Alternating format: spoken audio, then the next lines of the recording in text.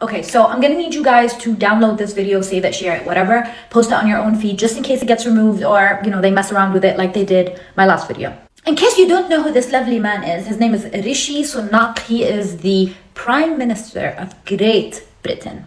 So I'm going to be showing you why there's no way in hell that this guy is ever going to ask for a ceasefire, because him and his family are also banking off of this war.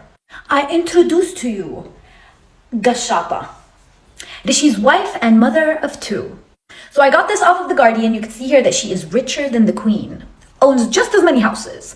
No, not because she's married to the Prime Minister. The Prime Minister isn't that rich, okay? It's because her dad is a co-founder and owns shares in Infosys. Now, if you've been keeping up with what's going on, you probably already know or you've heard that Israel's going crazy on Gaza, not because of Hamas. It's actually because there's a bigger picture where all the white people come in and steal Gaza's gas.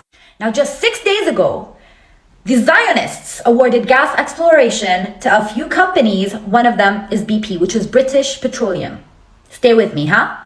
And guess who signed a $1.5 billion deal with British Petroleum in May of this year? Infosys, Rishi's wife's company.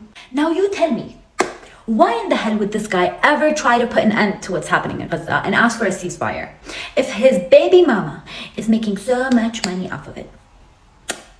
He's not going to do it.